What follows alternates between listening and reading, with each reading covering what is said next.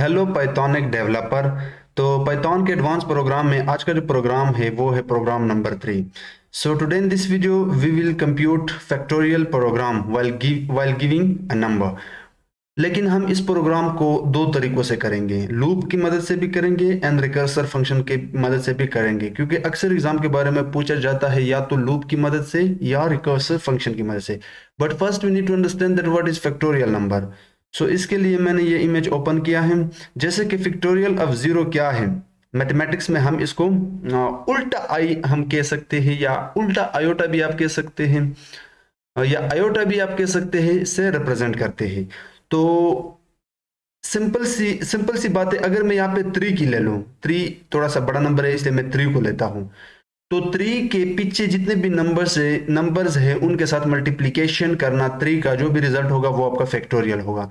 तो 3 के पीछे छोटे नंबर कौन कौन से हैं? 2 एंड 1। इसी तरह 4 के पीछे जितने भी छोटे नंबर्स है वो है 3 2 1। तो 4 into 3 will be equal to, 4 into 3 will be equal to 12, 12 into 2 will be equal to 24, and 24 into 1 will be equal to 24। इसी तरह 5 into 4 will be equal to 20, 20 into 3 will be equal to 60, 60 into 2 will be equal to 120, and 120 into 1 will be equal to 120। So overall factorial का simple से मतलब है कि जो भी number आपको दिया गया है आप सिंपल सी लॉजिक लगाना, एक लूप दौड़ाना और उस नंबर को अपने पीछे जितने भी नंबर्स है उनके साथ मल्टीप्लाई करना और रिजल्ट एक अलग वेरिएबल में स्टोर करना और उसको रिटर्न करना। Now let's get started. So first हम यहाँ पे लूप लगाएंगे, ठीक है। सिंपल सी यहाँ पे मैं एक नंबर लेता हूं, तो मैं 5 का फैक्टोरियल फिलहाल लेना चाहता हूं। अब यहाँ पे मुझे फैक्टोरियल को 1 से रिप्रेजेंट करना होगा। अब इसके पीछे एक कहानी है जो हम अक्सर किताबों में देखते हैं कि फैक्ट को हम 1 क्यों देते हैं। लेकिन पहले मुझे यहाँ पे व्हाइल लूप लगाना होगा और मैं कहता हूं जो नंबर है जो यूजर चाहता है, अगर ये बड़ा है या इक्वल है 1 के, तब तक ये लूप चलता रहे। इसका मतलब है कि पहली बार 5 है, कंडीशन ट्रू है। दूसरी बार जब लूप चलेगा तो ये हो जाएगा, हम नीचे इसको सब, अच्छा इसको बाद में बता देता हूं। सो यहाँ पे मैं क्या करूंगा, अब जैसे ही इस लूप के अंदर हम आएंगे तो जो फैक्ट वेरिएबल है इसको हम असाइन करते हैं, लेकिन इस 5 को हम मल्टीप्लाई करेंगे फैक्ट के साथ, या फैक्ट को हम मल्टीप्लाई करेंगे इस 5 के साथ। और 5 कहा किसके अंदर स्टोर है? नम के अंदर, ठीक है। इसका सिंपल सा मतलब है कि 1 मल्टीप्लाई होगा 5 के साथ और आपका रिजल्ट होगा 5। ये फर्स्ट इटरेशन है, ठीक है, फर्स्ट इटरेशन है लूप का। अब चूंकि इस लूप को हमने चलाना है कई बार, तो क्यों ना हम इस नंबर को घटाए।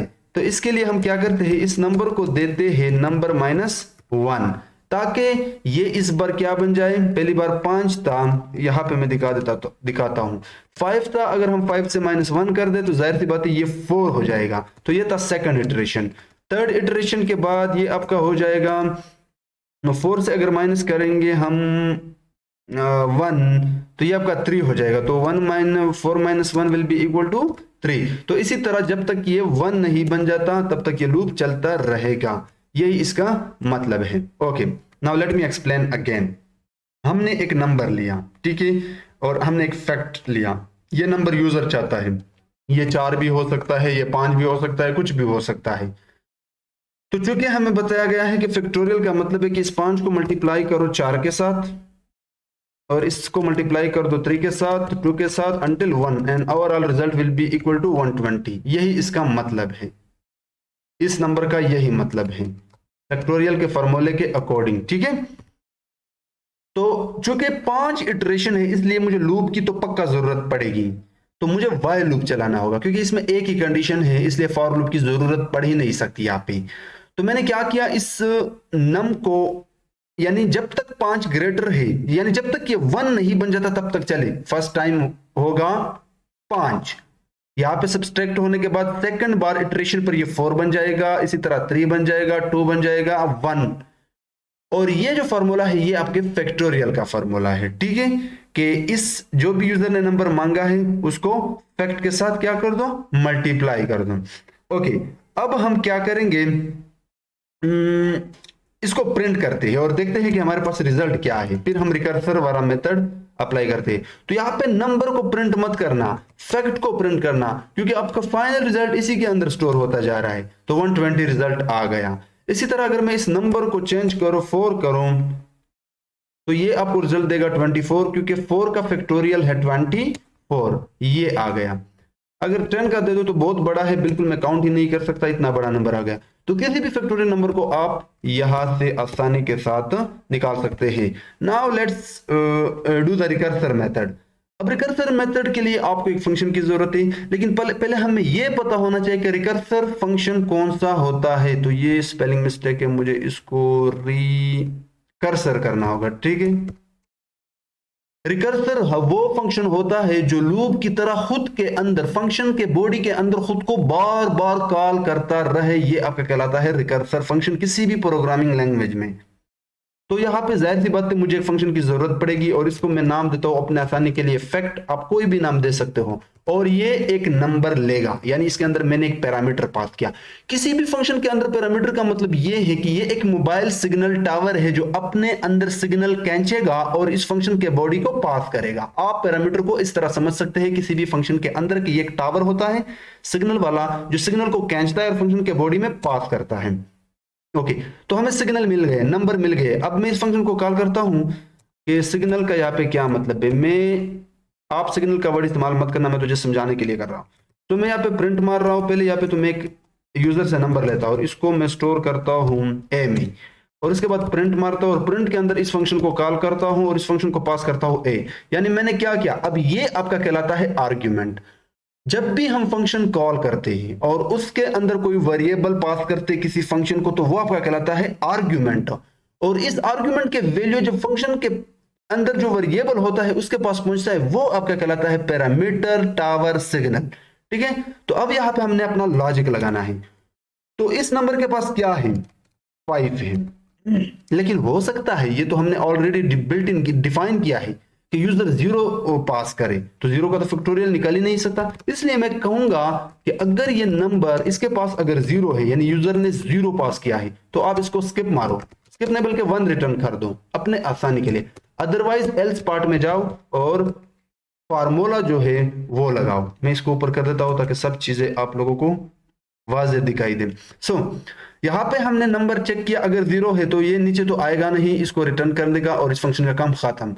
लेकिन हो सकता है कि उसने 5 भेजा हो या कोई और नंबर भेजा हो, जैसे कि ये, तब क्या होगा, तब हम लगाएंगे रिटर्न करेगा हमें। अब फार्मूला जो है यहाँ पे वही सेम फार्मूला है फैक्टोरियल का, कि जो नंबर है 5 उसको मल्टीप्लाई कर दो अपने पीछे नंबर से। तो पीछे नंबर किसके अंदर स्टोर है, नंबर के अंदर स्टोर है। तो मैं नंबर से माइनस कर दूंगा 1, लेकिन ये नंबर किसके पास है, इसके पास है। तो इसी फंक्शन को मैं अगेन कॉल करूंगा। I hope you get the point, okay. तो मैंने क्या किया, अच्छा इसको मैंने मल्टीप्लाई भी करना था। तो मैंने ये नंबर जो कि 5 है, ये जो 5 नंबर है, इसको मल्टीप्लाई किया फैक्ट नम के फंक्शन को कॉल करते हुए, लेकिन इससे पहले मैंने इससे सब्सट्रैक्ट किया 1 को, ताकि ये पीछे की तरफ जाए, यानी 1 तक पहुंचे, ठीक है। तो ये इसी तरह चलता रहेगा रहेगा रहेगा जब तक 0 नहीं बन जाता। ये इसको हम बॉटम रूल भी कहते हैं किसी भी रिकर्सिव फंक्शन में। ये आपके रिकर्सिव फंक्शन को खत्म करता है। इसका एक मतलब ये है, और दूसरा मतलब ये है कि इनिशियली यूजर ने कोई 0 वैल्यू दिया हो तब भी ये फंक्शन नीचे आएगा ही नहीं, बल्कि इधर ही खत्म हो जाएगा। तो अब इसकी एग्जीक्यूशन में बता देता हूं कि इसकी एग्जीक्यूशन क्या होगी। फर्स्ट टाइम जब ये फंक्शन कॉल होगा तो नंबर के पास क्या है, नंबर के पास है 5, और 5 जब मल्टीप्लाई होगा फैक्ट के साथ, और फैक्ट में जब 5 - 1 होगा, तो इसका मतलब है ये इक्विवेलेंट होगा 4। तो ये 4 के साथ मल्टीप्लाई होगा और आपका रिजल्ट होगा 20। ये फर्स्ट इटरेशन है इस फंक्शन का। अब माइनस होने के बाद नम बन गया 4, तो अब यहां पे है 4, कंडीशन चेक हुआ, कंडीशन फॉल्स है क्योंकि 4 नॉट इक्वल टू 0, तो एल्स में आएगा। अब 4 मल्टीप्लाई होगा, तो यही चीज मैं कॉपी पेस्ट मारता हूं और ये फंक्शन का दूसरा इटरेशन है।